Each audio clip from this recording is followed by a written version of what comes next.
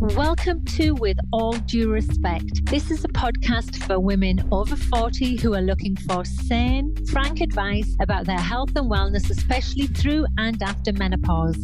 I'm Amanda Thebe, a personal trainer and nutrition coach, and the author of the best-selling book, Menopause: How I Learned to Thrive During Menopause and How You Can Too. I'd love you to join me every week as I chew the fat with some fab guests on hot topics that directly impact you. I also know the power of conversation is lost, and there's nothing better than sitting down for a natter with your mate and putting the world to rights. And that's exactly what I'll be doing with this podcast. We'll really get to know my guests, warts and all. I've made it my mission to help you by exploding a few myths and presenting you with plain, simple facts. These inspiring conversations will hopefully empower you to be a healthy, strong, resilient bitch, just like me. Before we get started, don't forget to hit subscribe and leave a review, and then visit me at amandathebe.com. And now let's get started on today's show.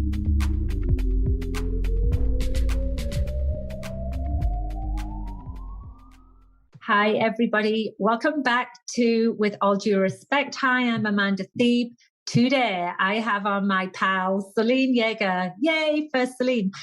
She is the podcast host of Hit Play Not Pause and the content manager for Fiesty Menopause. She's a complete disruptor and I love her. And I can't wait to talk to her today. But she's also the top-selling professional health and fitness writer. You may know her from the book Raw, and also she's got a new book coming out, so we'll speak about that. She actually lives what she writes. She is a NASM certified personal trainer, a USA cycling licensed coach, a PN certified nutrition coach, a pro licensed off-road racer, and a former All-American Ironman athlete. So, when I read this, Selene, I was like, all right, she's the same as me, only I'm just not as fit as her. We do have similar backgrounds, and I'm so happy to have you here today on the podcast. Welcome. Thanks for having me.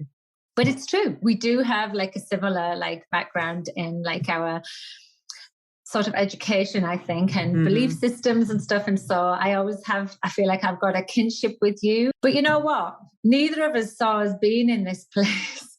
Did you? Did you think you would be one of the forerunners in the conversation talking about menopause? No. No, I never. I mean, I had talked about menopause, as I said many times, writing for Prevention magazine, which was one of the Rodale publications, way back in the day. I wrote a lot about menopause when I was 28 years old. So again, I had no business writing about it. And I never really thought about it. I never thought about it beyond it's this thing out there. So it didn't ever occur to me. It didn't even occur to me until I started the podcast. And even then, Amanda, it didn't really occur to me how, what a liminal event it would be, what a pinnacle.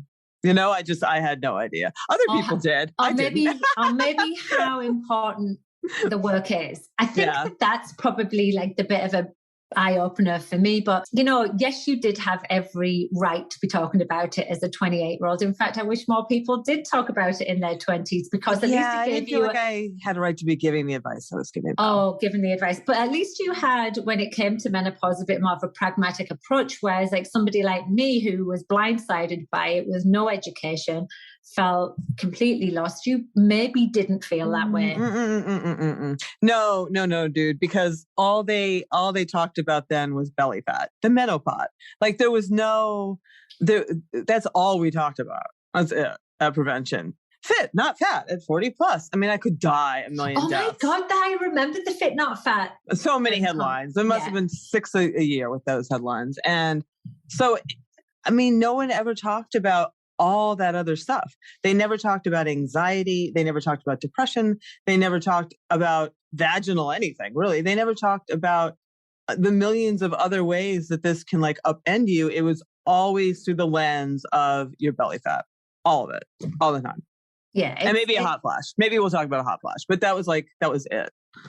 And, from a predatory standpoint right now, we still see that. right? If you've got a product to sell or a headline to grab, let's just hit them where it hurts, which is usually in our fatness or our age. It's one of those two. I always say, can't stand it, drives me nuts. But back to you. So what's your menopause experience been like personally? I mean, you were a top level athlete, right? Do you feel like that had any impact or bearing on menopause, and especially from everything you've learned? Like how did that look for you?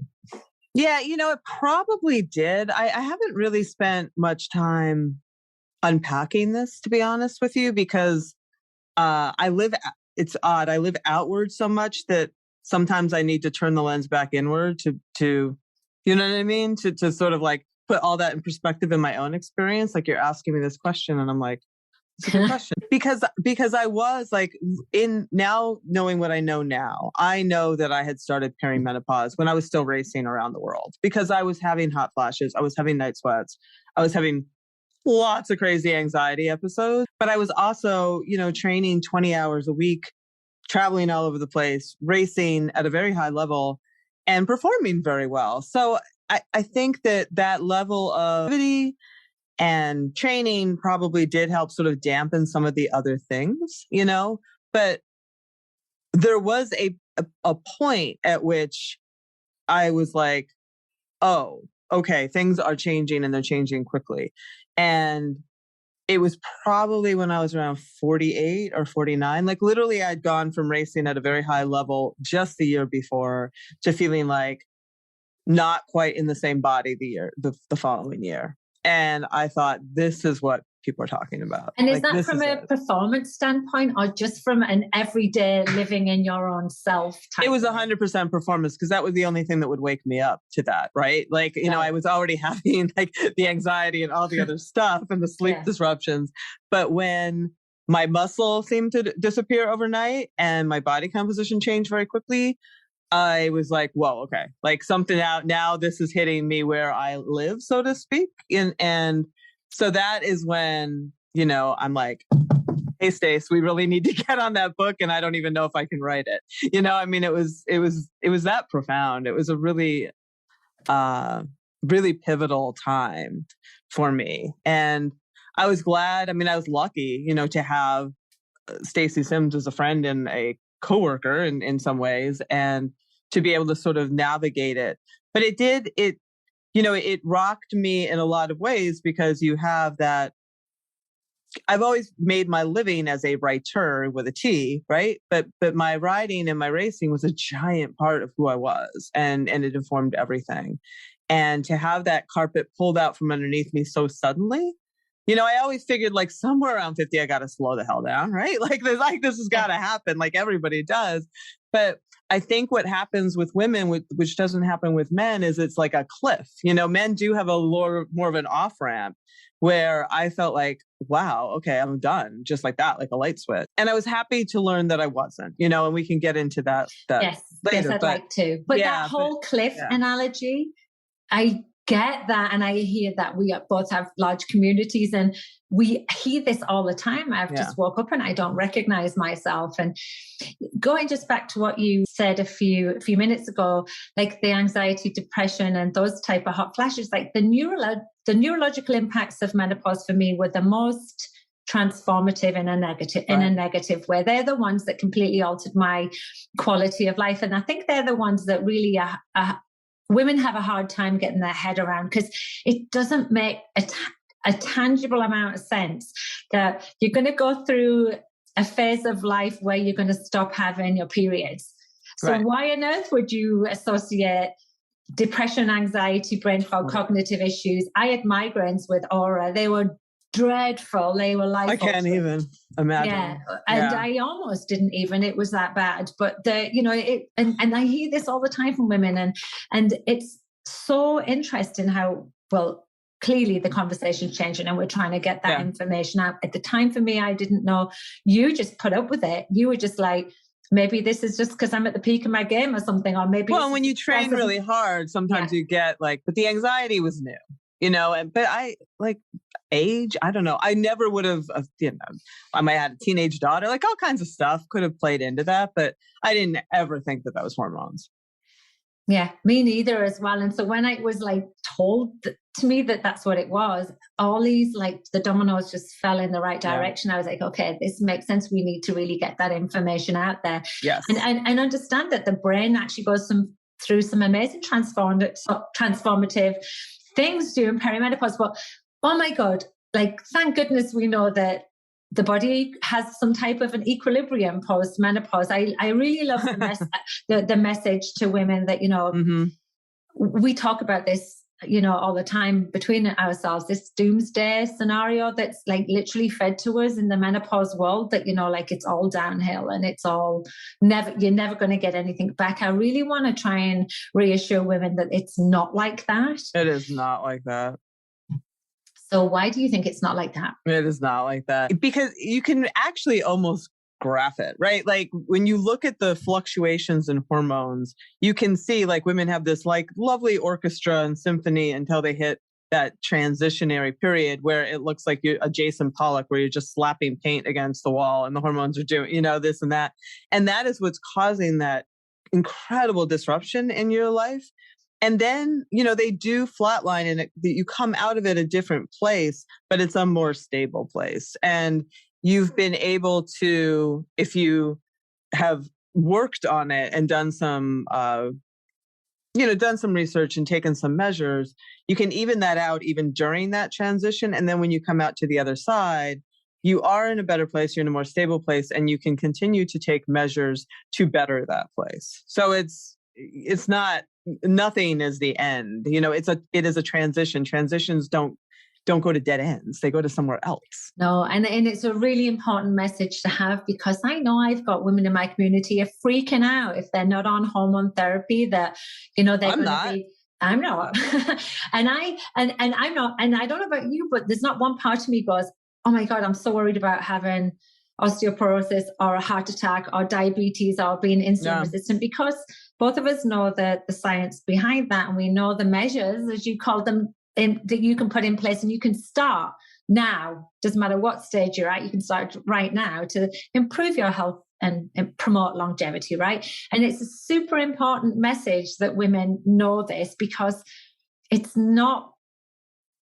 you can live in your body without your fertility hormones. But that's a fact. And I think that women think they can't. And that's a real pity that that's the message that's being fed. Amanda, so what makes me insane, because I've been a writer in this space and all of these spaces for so long, is that we're not capable of not doing this wild pendulum swinging. I don't know why. We went from hormones will kill you to back to the fountain of youth, and everybody needs to be on them, right? And I'm just like, that. Can we stop somewhere in the middle? Can we just let this thing stop in the middle and realize that for some people, yes, hormone therapy is a game changer, and it will help you get through this transition. If there are women who have these joint aches and all this stuff. There are things that hormone therapy is very, very useful for. But this idea that we should all be on it and that it's a panacea of sorts is not true either.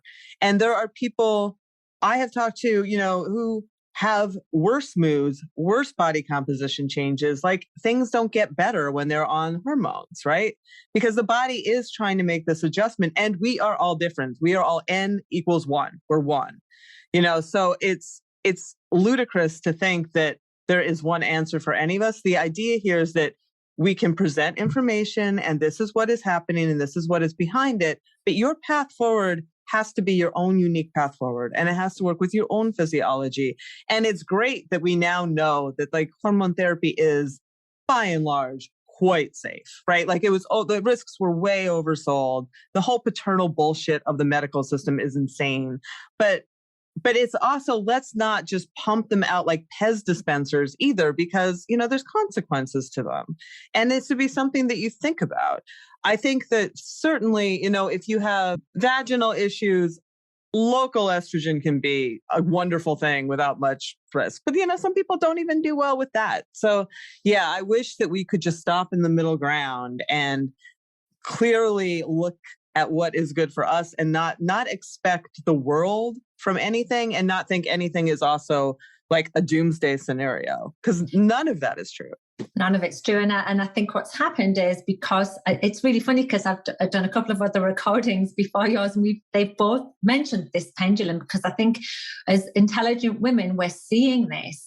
We're looking and we're like, why is the conversation gone so far back? And it is a step backwards for me when you're starting to promote something with benefits that really we shouldn't be doing, like a fountain of youth or whatever. So, and it's really interesting, because I was talking to you just before we came to the recording about the evolution of the conversation. And so, like, for me, my evolution when I first started going through menopause was like, it's so important that women know they can have estrogen as a first line treatment, and it should never, and we know women shouldn't be rejected by their doctors, and we know they still are, but hopefully that's changing. And it's a really important part of the conversation. And I really bought into the idea that really most women need to be on hormones. And I know that I've pulled back a lot because of that. And actually, the main driver for that was my own personal experience, because I was one of those people that did not do well on hormone therapy. In fact, I didn't just not do well, I did considerably worse on it. Right. Progesterone had me almost suicidal. Estrogen made my migraine so bad I would be in bed for weeks on end. Vaginal estrogen made me get a super vagina, which is not super, by the way. It was almost like, you say that, I crack up. I know, yeah, the whole baboon style vagina. Maybe you're trying to attract a mate. I'm sorry. No. But I remember having a conversation with you, and one of the things I really appreciate about you, Selene, is that I've come to you with questions and I've needed to discuss them out with you, and you've took the time to do that with me in a really respectful way. We don't always have to agree on everything, but so one of the things that you actually changed my mind on was the narrative. You posted something once on Instagram and it was like, we shouldn't be calling it a hormone deficiency. And I think it was about 18 months ago, 2 years. And I was like, but it is. Like, the medical texts say that it's a hormone deficiency and it should be treated as such. And in my mind, I was like, well, yeah, that makes sense. But then when sort of dug deeper and you reached out to me and said, Amanda, we need to change the way we talk about menopause, because as soon as we start associating something as a deficiency, it becomes a disease. It becomes something that then is pathologicalized. It becomes medicalized. It becomes patriarchal. And I never had even gone there in my mind. And so I really appreciate being challenged that way, because I've pulled back from saying that altogether. And I really wish the medical community would pull back from talking about it like that. Because if you look at it in any logical, I try to always look at things in a really logical way. Like, if you look at it logically, it's not a deficiency because we don't need the hormones the same way. We're not ovulating. We're not making babies, right? Like, we're in another place. So it's just where we are now. And that's okay. Like, that's how I view it. It's just like your body is following its path, and you do not need. We're not menstruating to the end of the line, So it's not a deficiency. And you and I are kind of living proof that you can live very well and very happily. And I'm still out doing my thing. I'm not as fast, but like that's time, that is going to happen no matter what, without these hormones at the same level. And there's this idea, and it's funny that you bring this up, because I got challenged. So funny. When we wrote Roar, we had that whole group rise up calling themselves Forgotten Athletes because we didn't do enough for menopause, right? So like, oh, I remember that now. Yeah, we have addressed that. There's a whole book for Forgotten Athletes, and it's true. Like, once I hit it myself, I'm like, they're right. We need to do much more. But I got called out again in my own group for forgetting to address people who are on hormone therapy, who are like premenopausal women, and I'm like, time out.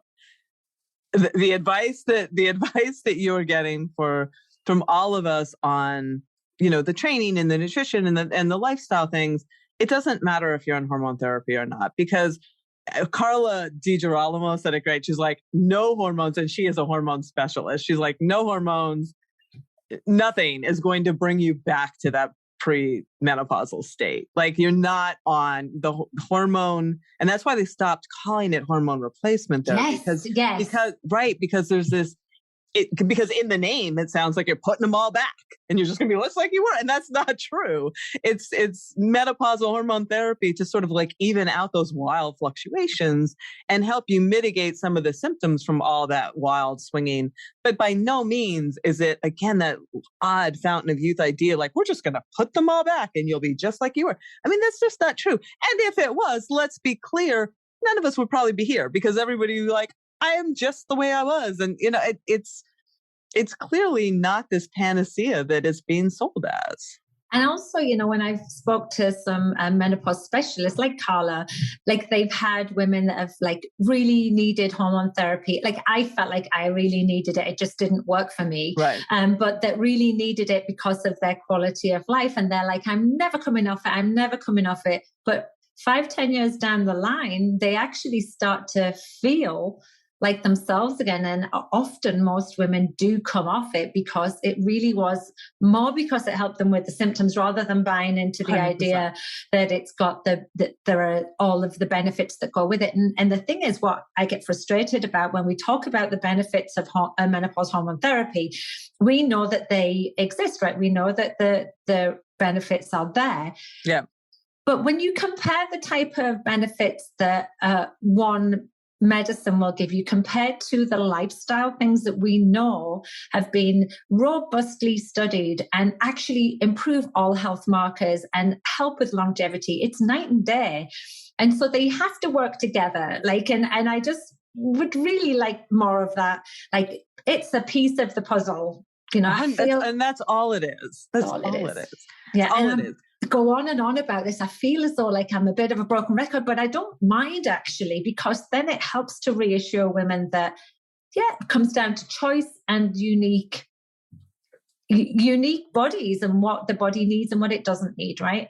Totally. And you have to really pay attention to what people are saying too. Like there was the same conversation happening in one of the social groups. And, this woman was saying how she feels like all this energy and so much better and, is performing way better and all of this. And I was just like, okay, so what, because there's many different definitions of hormone therapy. What are you on? She's on testosterone and like testosterone. And I was like, well, okay, like time out again. Like testosterone is actually not part of the typical hormone therapy course, right?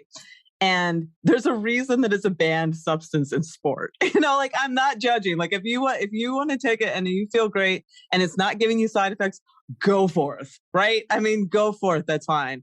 But don't sell hormone therapy as like it's going to do all these things when you're using testosterone, because testosterone has its own effect in and again, it's not for everyone. And from a medical consensus, it's only indicated for low libido.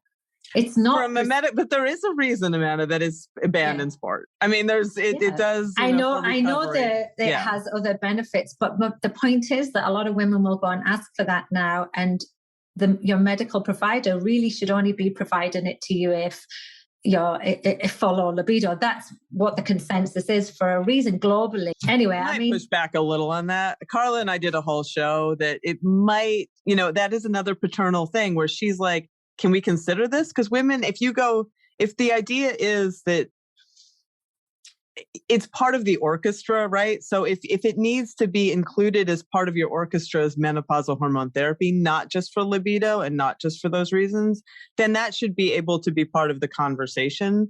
But when you have doctors saying, well, women don't really make less testosterone at all, so they shouldn't have it, which is what she's hearing, I have a problem with that. Okay, right. So again, and it was not studied. I mean, the stuff's not studied. Like you and I, and I struggle with this a lot, right? Because I like to present things from a medical point of view too, because I'm a science writer forever. But like, I've become acutely aware that things are not studied that should be studied. So then you don't have the information, and it becomes a self-perpetuating situation where like, well, we don't have evidence. Well, maybe we should look for some. Right. Yeah.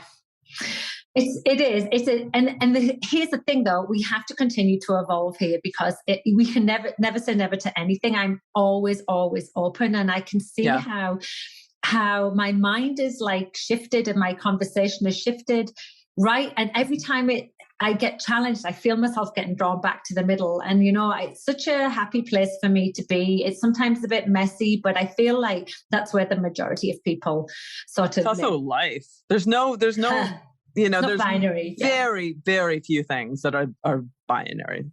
So let's talk about like where you are now in menopause. Are you postmenopausal now? I am officially. I've never been, and don't tell Stacy, I'm sure she won't hear this. I've never been a tracker. I've always been terrible. Like my period would surprise me every month and be like, hey, there it is again. Yeah. So that's me too. Okay.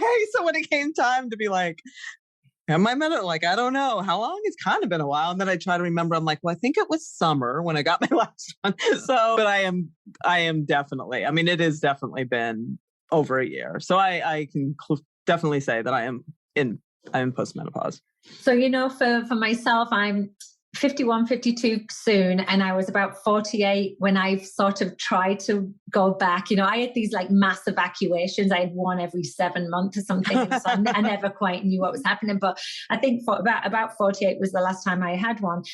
And easily the next 2 years were still very troublesome for me. And it's only in the last year that like things have just calmed the whole crap down. And nice. And that's, we know that to be true as well. And I think that's a really important message to say to women is that the menopause transition can probably be the most troublesome. But even when you're post-menopause, you may still have things that like hang around for a bit, until the body finds that equilibrium, right? In that new state. And are you struggling with anything at the moment, or do you feel like you've just got yourself back? I feel like I'll probably like the sleep. My sleep is amazing. My sleep's very good. I feel like everyone's going to hate you that listens to this. And yeah, whatever, Selene. Well, but I do feel like I've always run hot. Like I run warm.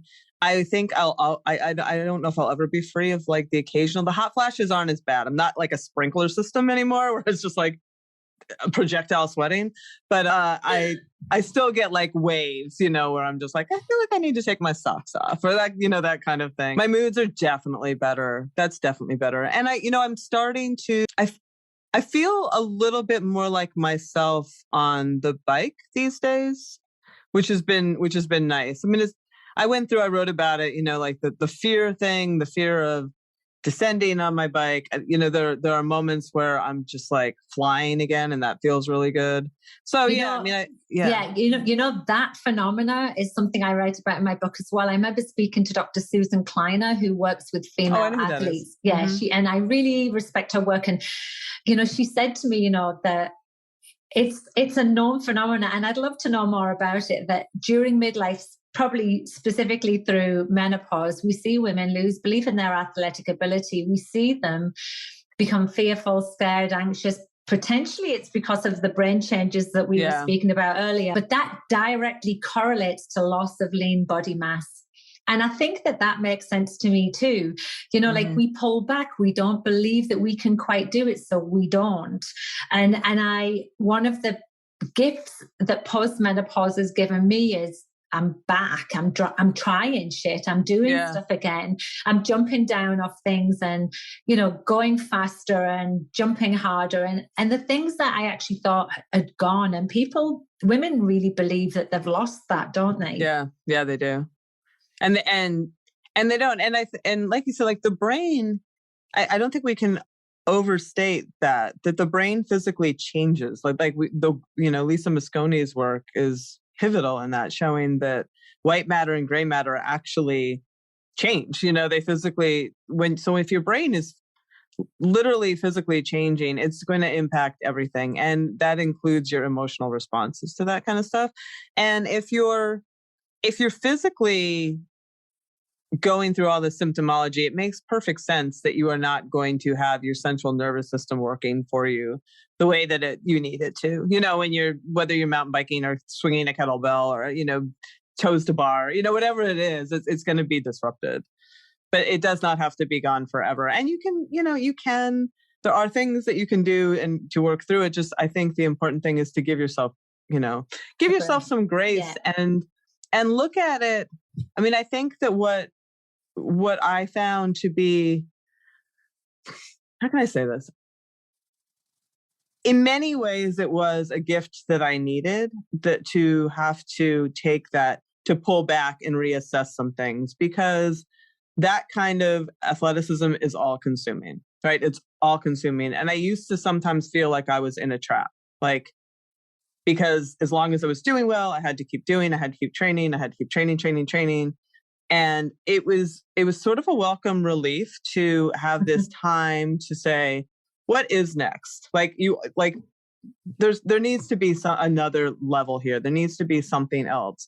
And it gave me a chance to ride more with my family. Like my husband is really happy to have me back, and to race at a level that makes me happier, as opposed to just always be like very amped up and anxious and having to feel like I need to step on a podium. And that has opened the door for me to go stand up paddleboarding on a Sunday and to just engage my athletic self in many other ways that have nothing to do with standing on a box or with hitting a PR. And, like one of my happiest races happened last year. I went down to the Big Sugar gravel event. It's 106 miles or something like that. It's fairly hard. And I just lined up. I wasn't super nervous. I'm like, I'm just going to have my day. And I went as hard as I wanted to. I stopped. There was a pig at one of the rest stops. I took a picture with the pig. I had a hot dog. I had part of a beer. And I came in and I got third in my age group, and I had an amazing day. And I was like, that was one of my best races ever. Fueled by beer and hot dogs. Love it. Like, it was just such a, did I win? No. Could I? Maybe, but it didn't matter because it. Yeah. Right. But essentially, I think what I'm hearing is that you just took the time to take stock and just go, what's really important to me now? It's a good opportunity. And that's what I found too. And I hear that with other women. And when we talk about the positive aspects of menopause and how we can move forward and the gifts that it gives us, to me, that's one of them too. It's like, I do know that I make better choices that suit both me and my family. I also have created the best boundaries. I love it. I never used to have them, a consummate people pleaser. So I love saying no to people now. It's quite empowering to give myself that permission to do that, essentially. And so, as we come to the end of this recording now, I do want to sort of put that to you. We both really want to move the conversation into the positive. It's super important to us both because I know it's the driver of our work, because we have to give women hope and choice so that they can forge forward. It really matters. We want resilient women as we age, right? What do you think, from a positive aspect, you've seen happen in the menopause conversation since you started the podcast and working with Fiesty Menopause? Because we have both seen change. I mean, what positive change have you seen, and where would you like the conversation to go next?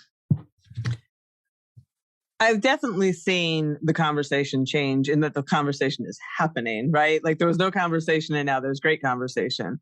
What I really like about the groups that I am part of, the Hit Play Not Pause group and the Fiesty Menopause group, is that it's enormously supportive. It's a very positive, supportive group. I mean, they're not interested in all the negativity, but by and large.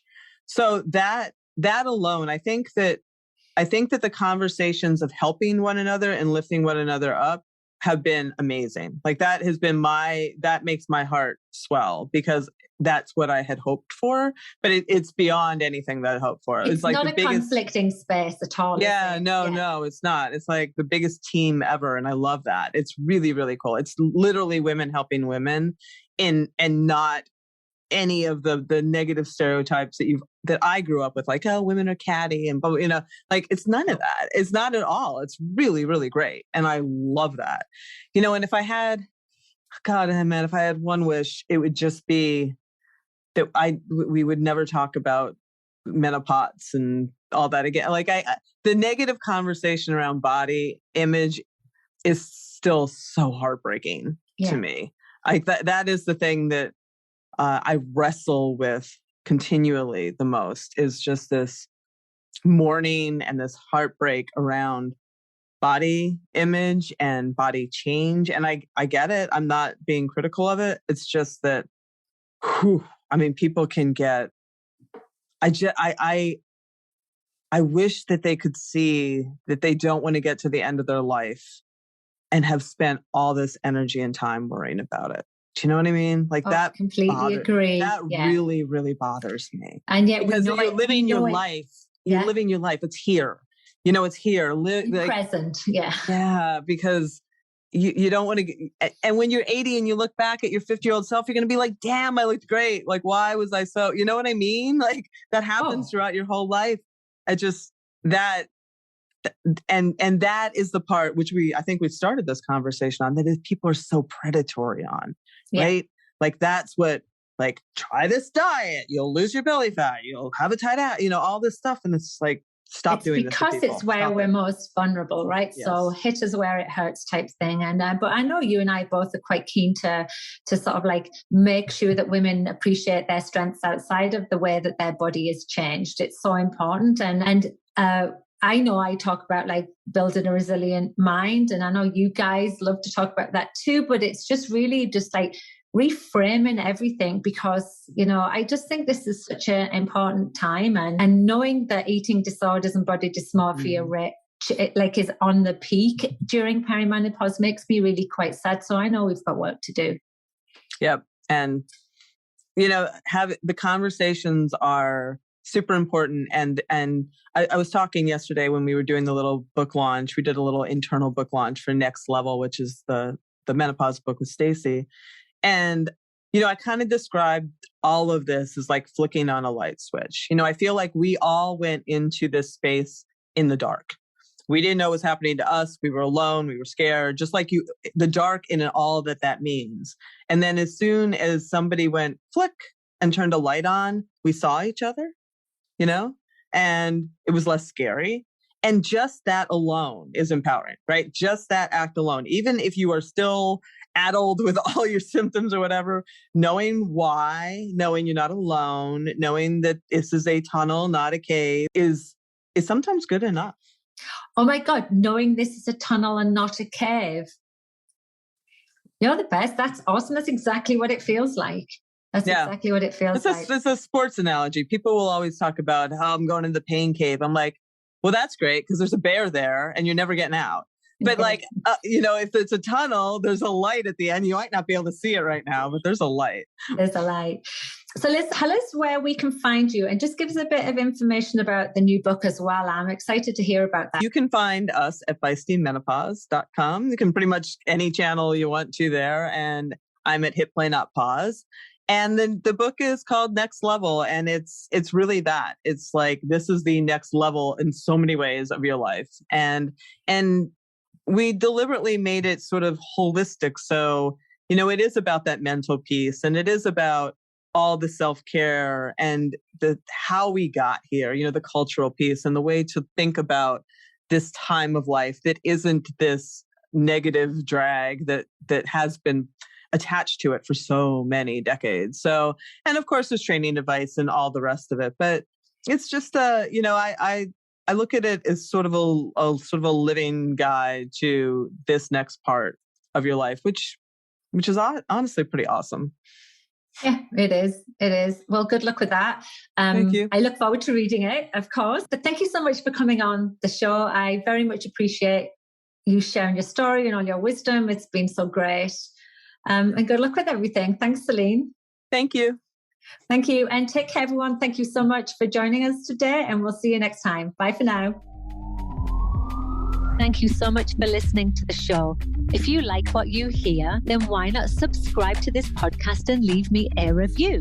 You see, when you do this, it helps to raise the profile of my show and attract new listeners. And it also allows me to continue to deliver valuable content with great guests. And in return for you doing that, I will send you my 12-week core-focused program called Abs on Fire as a thank you. Simply drop me an email at amanda@amandathebe.com and I'll wing that your way.